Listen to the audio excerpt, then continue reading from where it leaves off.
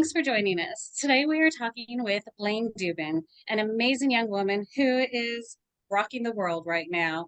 She has been highlighted on Good Morning America and US figure skating.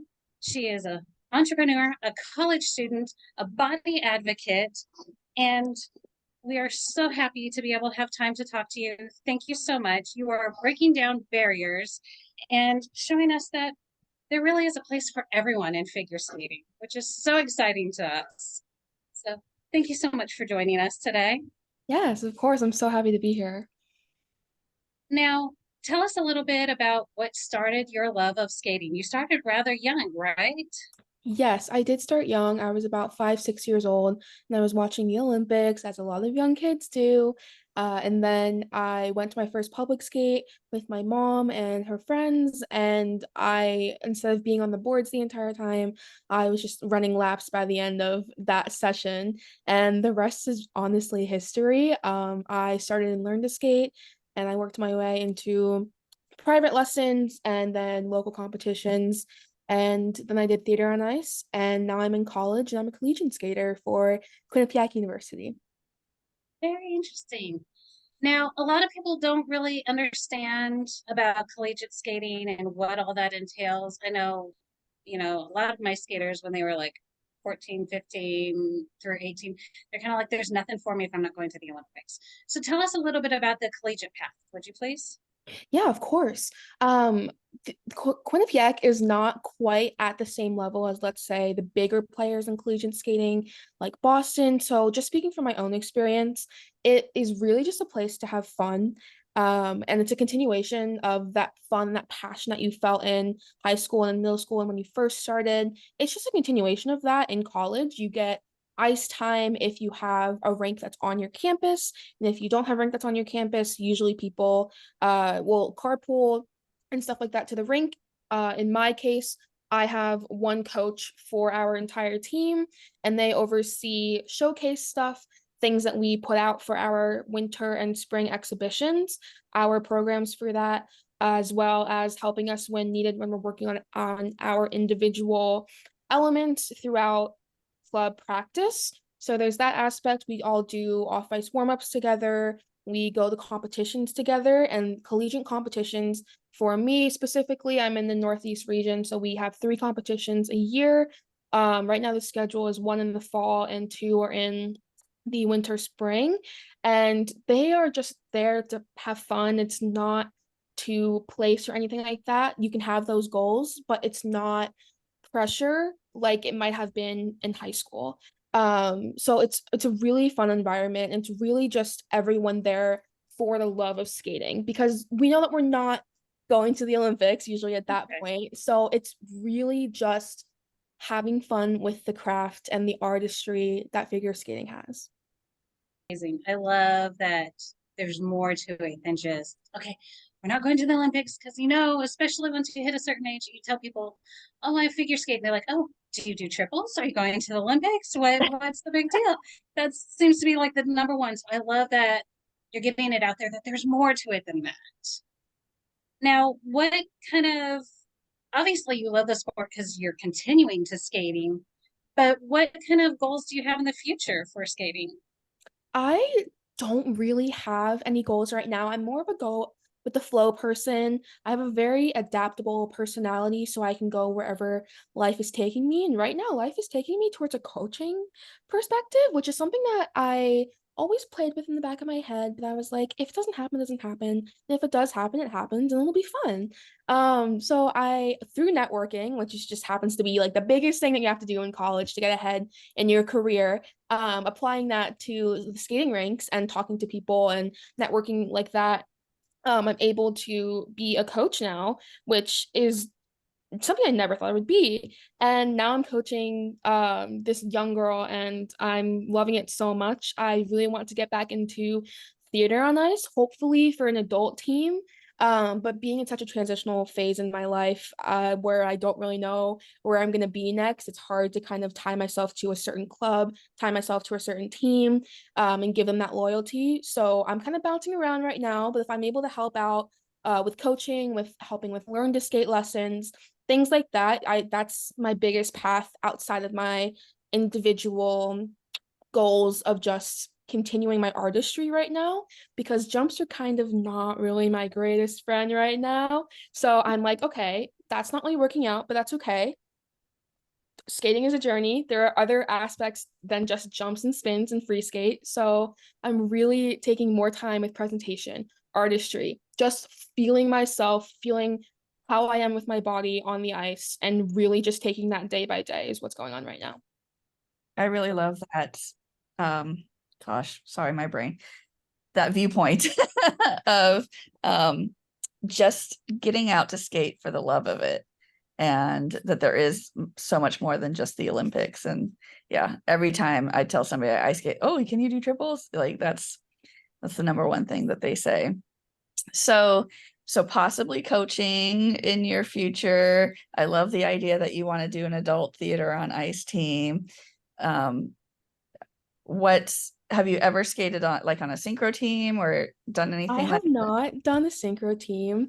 There's something about like it's absolutely gorgeous and stunning to watch, and I have some friends in synchro. There's something about having to hold on to other people for a lot of maneuvers that I'm like, I'd rather have the theatrics of it. I'm a musical person. I like musicals. And a lot of theater is a lot of musicals and a lot of taking things from Broadway. Matilda was like a big thing and a bunch of other musicals. So it's like right up my alley. It's very expressive, and I'm definitely more of a reserved and an introvert person at heart. So being able to express myself like that and be a part of a team in that way versus having to always be working on my blocks and always having to look where everyone else is and very much more moves in the field base like synchro is. I think that that's what's gravitated me more towards theater on ice than synchro, but I have 100, 1000% respect for the people that do synchro. It's amazing what they can do.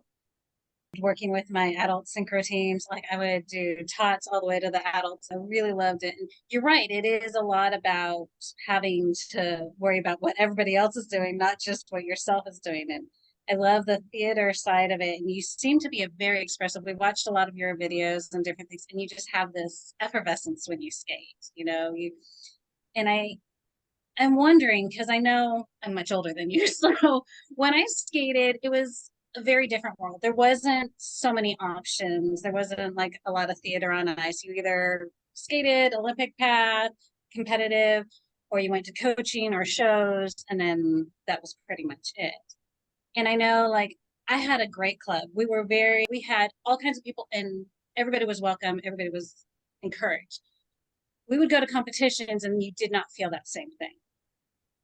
How has that experience been for you growing up in skating and now is it changing? Yeah. I've said this on my TikTok and stuff before, but I've never felt a toxic environment in terms of body image. If anything, it was just like your typical competitive nature between people. And I think that every rank and every sport has stuff like that. Um, but being a bigger body throughout my entire skating career, I have never been judged like that, and I've never been spoken to directly. I can't speak for people that say things behind my back, things that don't make it back to me. But to my knowledge, everyone was very welcoming to me. They would talk to me. It was never anything standoffish. It was a very, very welcoming community. And even in competitions, with my coach, I never had any instances of someone talking to my coach about my size and that I couldn't be in this sport, I shouldn't be competing or this and that. Never had anything like that. So I think I was lucky in that regard, but in speaking with other people, I have not heard anything either about a toxic environment, and that might just be the people that I'm talking to. But I haven't heard anything, so I appreciate that from the community. That's awesome. And I really do Yeah. think the sport is evolving and changing and trying to become more friendly. And it used to be very exclusive. Like if you didn't have the right kind of money and if you didn't have the right kind of this and that, it used to be different. And I love that people like you and other people are coming out there and saying, look, we're amazing and y'all just need to get over it. And do you feel like what would you say to someone who says, I just don't think I'll be accepted? I would say to try and put your insecurity aside and think about who you want to be in your life and really focus on yourself and only yourself and what makes you happy. And if that's skating, if that's trying out skating, that's great. Go for it. But do not let other people hold you back. I know that that's a lot easier said than actually done, but I think that if enough people say it and people get that notion and the wheels start turning in people's heads, then it'll be a lot better for them to just go out and just give it a try and just see what it's like, because it's so easy to get wrapped up in your head, and skaters know that it's so easy. It's to like just be wrapped up in a mental state that can just be debilitating. But if you really just sit with yourself and sit with your thoughts and be mindful about where you're going and where you want to go in life, then you can go and do that, and you can go achieve that if you really want it. Tell us a little bit about your life outside of skating too, because you're a very busy woman. You've done a lot as an advocate, not just figure skating, right? Yes, I have my own clothing business, which is kind of on hold because of college. But I originally started advocating for body inclusivity, body neutrality, positivity, body journeys in general, back in 2020 when normalized normal bodies became a big hashtag on Instagram. And from there, I started my own thrifting Instagram account where I would sell clothes, and it would be tailored to mid-size and plus size bodies and sizes, because in the media space at that time, there was not a lot of it. And I wanted to be someone else that had those kind of people in mind, because a lot of people in traditional society, and especially in the fashion world, clothing world, they just don't get that attention. You can say that about a lot of different diversity and inclusion efforts that have been made, but especially in fashion. So being a sustainable clothing source for those sizes was a really big mission of mine, and still is, just to elevate those voices, those people that do not get the screen time, those people that do not get that thought of day in normal lives from companies, stuff like that. So I really wanted to be someone that was like, hey, you're being seen. I see you. I hear you. Here are some cute clothes that I can give to you. And hopefully you can take what I say on there and the fashion looks that I give and stuff like that. I hope that you can take that and see that you can also be fashionable, and you can also look just as cute as anyone else, and you deserve to have that space and take up that space. With your thoughts on a coaching career, are you looking more at like the younger kids, or do you think you might accept adult skaters and teach them the basics as well? Yeah, I am working with younger kids right now, but I'm 100% open to working with adults, and I think that it makes more sense for uh, where I'm at in my life right now and where I'm going to be going. I'm just going to keep being an adult from here on out. Right. So that's definitely I am open to adults, and I really want to also help in the adult space as well. Because I think that that's a space that gets unseen, because like we were talking about earlier, it's really an Olympic mindset when you're in high school. And once you're out, you're like, there's nothing left for me to do. There's nothing left for this sport to offer me, when there really is. So if I can just be another voice and help people that are getting started when they're older, anything like that, I will definitely be there, and it's definitely an open door for everything like that. I was listening to some of the different podcasts and different things that you've done, and I've heard you mention how skating has kind of been a safe place for you. That is something I totally connect with, because there's always been that thing that I can step on that ice and no matter what else is going on, that's kind of like my little bubble. And I can be like, you know what? I don't care if you're a hater or whatever. You come out here and you do what I'm doing, right? Yeah. How is that kind of translated, especially now that you're in college and there's a lot of life going on? Is it still your safe place, or is it like, It is. It's kind of gotten harder to not blame myself for certain things that happen off ice and not bring that baggage on ice. That is why I have therapy and why I suggest therapy to everyone. But I think that it really does come back to just being mindful of the energy that you want to bring onto the ice, and really just sitting with those thoughts of, I'm getting on the ice today. What are my intentions? What do I want to achieve? how will I react if I don't achieve what I achieve, and being able to be okay with that and sitting with those feelings, even if it's discomfort feelings. That's just life, and we have to feel those feelings, and we're gonna have those bad days, and we're gonna have those really good days, and that's what keeps us going and keeps pushing us to keep skating. So I really just think that being able to be with yourself and be with your feelings all the time is what's gonna really get you through and keep that safe space on the ice where no baggage can come in. That's awesome. Do you journal about your figure skating days or anything like that? Do you keep a record or I do not right now. I used to. I probably should, honestly. It would be a really good tool for me to use.